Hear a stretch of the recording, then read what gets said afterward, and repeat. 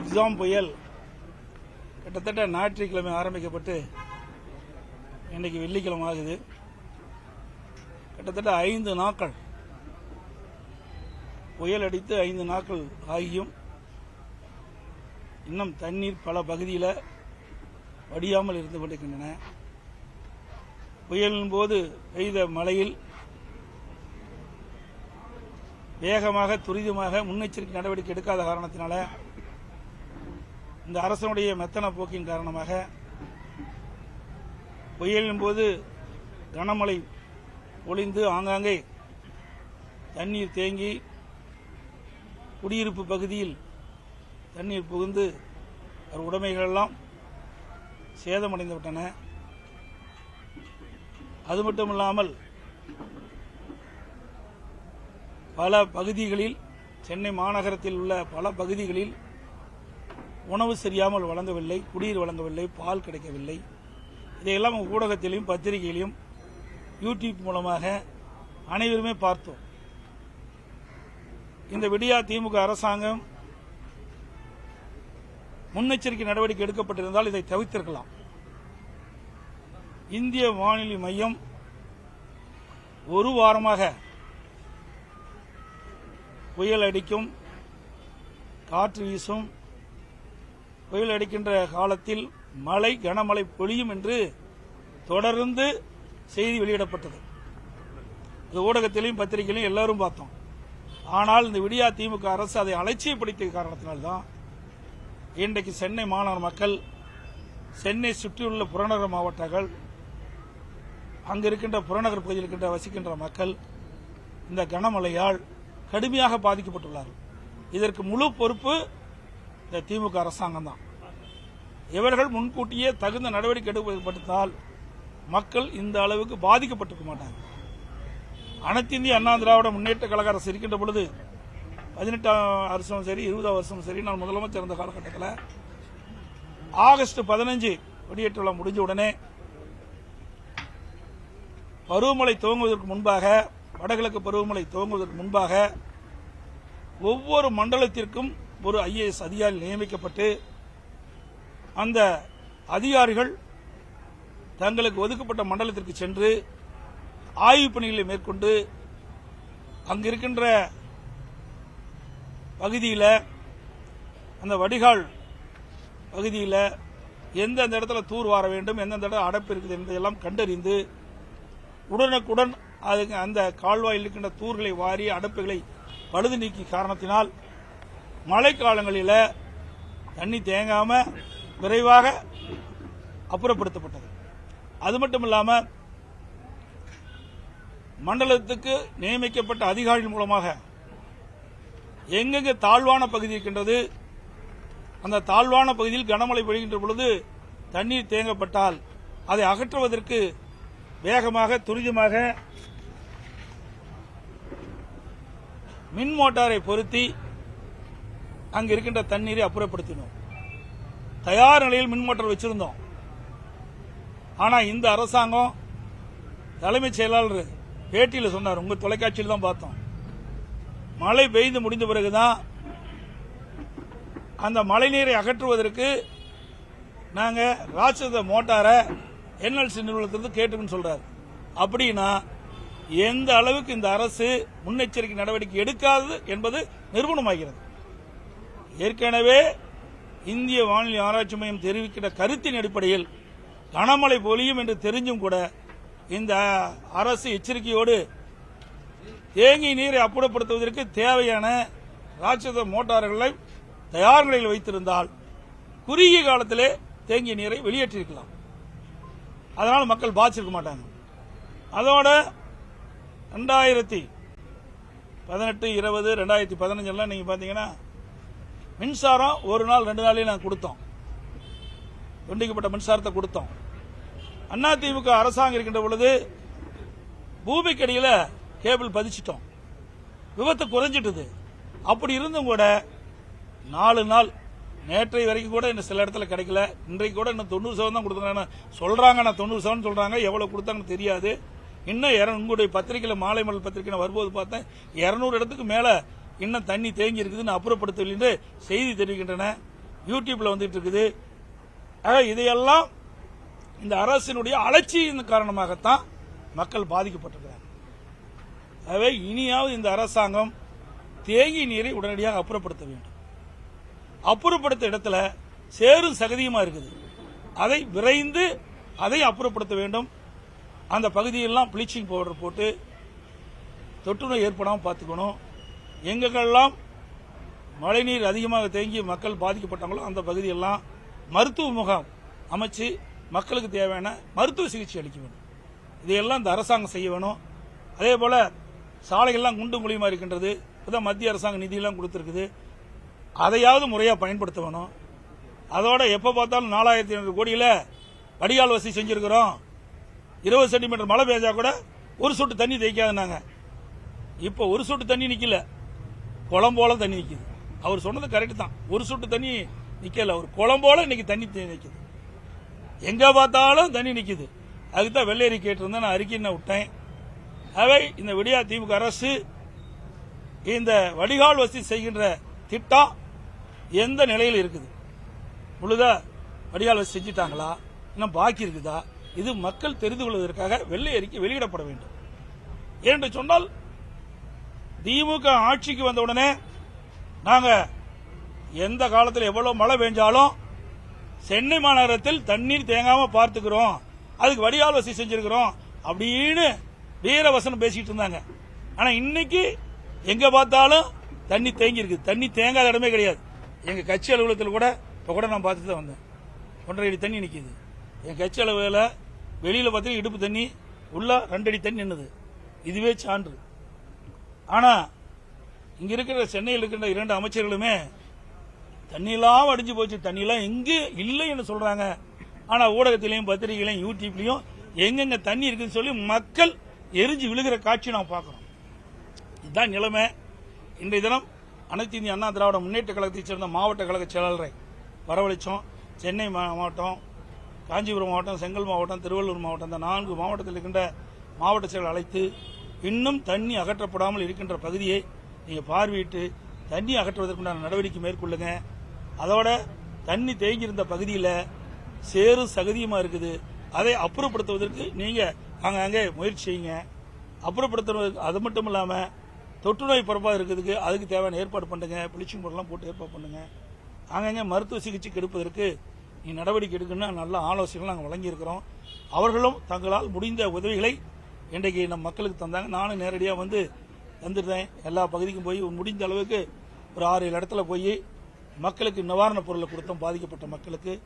அதுவே அனைத்து இந்திய அண்ணா திராவிட முன்னேற்ற கழகத்தை பொறுத்த வரைக்கும் ஆட்சியில் இருந்தாலும் சரி, ஆட்சி இல்லாவிட்டாலும் சரி, மக்களுக்கு தேவையான உதவிகளை எப்பொழுதும் செய்து கொண்டிருப்போம். மக்கள் எப்பொழுதெல்லாம் பாதிக்கப்படுகிறார்களோ அப்பொழுதெல்லாம் மக்களுக்கு குரல் கொடுப்போம். மக்களுடைய துயரங்களில் நாங்களும் பங்கு பெற்று அதை நிவர்த்தி செய்கின்ற கட்சியாக அதிமுக கட்சி இருக்கும். சரி, ஒரு ஒப்பீடு பண்ணிட்டே இருக்காங்க சார். அதாவது 2015 பெருமழையோட ஒப்பிடும் பொழுது இப்போ பெஞ்சிருக்க மழை வந்துட்டு அதிகம், ஆனால் பாதிப்புகள் கிடையாது. 2015 வந்துட்டு மழை குறைவாக இருந்தாலும் வந்து பாதிப்புகள் நிறைய. ஒரு ஒப்பீடை வந்துட்டு எப்படி பாக்குறீங்க? சரி, உங்களுக்கு தெரியுமில்ல 2015 எவ்வளவு பெஞ்சது. எங்களோட நீங்க தான் களத்தில் இருக்கிறீங்க. நான் எல்லாம் பாக்குறேன், உங்களை எல்லாம் பார்த்துட்டு தான் இருக்கிறேன். உங்க டிவிலாம் பார்த்துட்டு இருக்கிறேன். எங்கெங்க தண்ணிக்குள்ள இருக்கிறீங்க, எங்கெங்கெல்லாம் பேட்டி கேட்கறேன். உங்களுக்கு மனசாட்சிப்படி ஊடக நபர்களும் பத்திரிகை தெரியும். 3 நாட்கள் தொடர் மழை, என்றைக்கும் இல்லாத அளவுக்கு 40 ஆண்டு காலம் இல்லாத அளவிற்கு 2010 கனமழை பெய்ச்சது. எங்கேயும் வெளியே போக முடியல. அதோட புயல் வேகம் அதிகம். அதனால 6 லட்சம் மரங்கள் வேரோட சாஞ்சது. மின்கம்பங்கள்லாம் சாஞ்சு விட்டது. ஒரு இடத்துல இருந்து மற்ற இடத்துக்கு போகவே முடியாது. அப்படிப்பட்ட நிலைமையில கூட மரங்களை எல்லாம் அப்புறப்படுத்தி மின்கம்பங்கள்லாம் சரி செஞ்சது.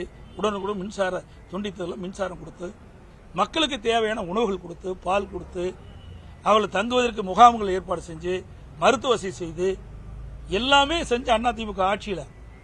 ஆனா இப்ப எதுவுமே கிடையாது. புயல் அடிச்சது, ஆனா பெரும் சேதம் கிடையாது. பேரளவுக்கு மரம் சேதம் கிடையாது. பத்திரிகையிலே பார்த்தா ஒரு 340 மரம் தான் சாஞ்சிருக்கிறதா சொன்னாங்க. 6 லட்சம் மரம் எங்க அதிமுக ஆட்சியில் 2015 புயல் அடித்தது விளைவாக 6 லட்சம் மரம் சாஞ்சிருக்குது. இன்னைக்கு வெறும் 350 மரம் தான் சாஞ்சிருக்குது. அதாவது சாலையிலேயே போக முடியாத ஒரு சூழ்நிலை. இப்படிப்பட்ட நிலைமையில கூட அதிமுக அரசு வேகமா துரிதமா செயல்பட்டதின் விளைவாக மக்களுடைய பாதிப்பை குறைச்சோம், மக்களுடைய சிரமங்களை நாங்கள் குறைச்சோம். இன்னைக்கு அப்படி இல்ல. ஒரு வாரத்துக்கு முன்பாகவே மழை பொழியும் என்று சொல்லிக்கொண்டே இருக்கிறாங்க. ஆனா இவர்கள் பொருட்படுத்தவே இல்லை. நான் முதலமைச்சர் இருக்கும்போது நான் செஞ்ச மாதிரி செஞ்சிருந்தா இந்த பிரச்சனைக்கே இடமில்லாம இருக்கும். அதோட எப்ப பார்த்தாலும் 4200 கோடி திட்டத்தில் நாங்கள் செயல்பட்டு சொல்றோம். இவர் 4200 கோடியில் செயல்படல. அதிமுக ஆட்சி இருக்கின்ற பொழுது சென்னை மாநகர பகுதியில் 2400 கிலோமீட்டர் வடிகால் வசதி செய்யப்படும் என்ற திட்டத்தை தீட்டி அதன் மூலமாக கிட்டத்தட்ட 1240 கிலோமீட்டர் நாங்கள் செயல்படுத்தினோம். அதற்கு பிறகு ஆட்சி மாற்றம் ஏற்பட்டது. ஆட்சிக்கு வந்தவர்கள் இவர்கள் செயல்பட்டு இருந்தாங்க. நாங்கள் செயல்பட்டு விட்டதை தான் இவர் செயல்பட்டாங்க. இவர்கள் புதுசாக எந்த திட்டத்தையும் கொண்டாடல. ஏற்கனவே அனைத்து இந்திய அண்ணா திராவிட முன்னேற்ற கழகம் ஆட்சியில் இருக்கின்ற காலத்தில் இந்த வடிகால் வசதி செய்து கொடுப்பதற்காக ஆசிய வளர்ச்சி வங்கி, உலக வங்கி திட்டத்தின் மூலமாக நிதியை பெற்ற அரசாங்கம் அதிமுக அரசாங்கம். ஆட்சி மாற்றம் ஏற்பட்ட பிறகு 2.5 ஆண்டு காலமாக இந்த திட்டத்தை முடிக்காம ஆமை வேகத்தில் நடத்தி முழுமை பெற்றதா இல்லையா நிலவரமே தெரியல. அதுக்கு தான் வெள்ளேறி கேட்டுக்கிறேன். இதுதான் நிலைமை.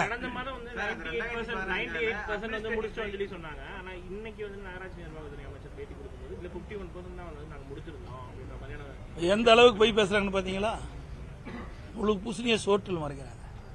நாட்டு மக்களுக்கு கொடுக்கின்ற தகவல் அத்தனையுமே பொய் செய்தி தான், உண்மை செய்தியே கிடையாது. இது அனைத்து இந்திய அண்ணா திராவிட முன்னேற்ற கழக ஆட்சியில் கொண்டு வரப்பட்ட திட்டம். இவர்கள் ஆட்சியில் கொண்டு வரப்பட்ட திட்டம் இல்ல.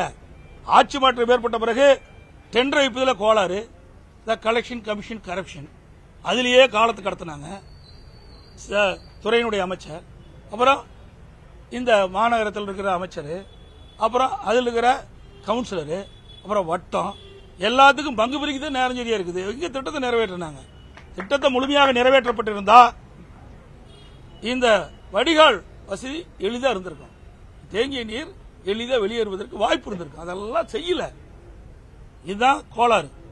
முன்னெச்சரிக்கை நடவடிக்கை எடுத்தனாலதான் உயிரிழப்புகள் குறைஞ்சிருக்கு அப்படின்னு நான் தான் சொல்றேன். என்ன போனதற்கு என்ன உயிரிழப்பு இன்னைக்கு என்ன கம்மியா இருக்குதா?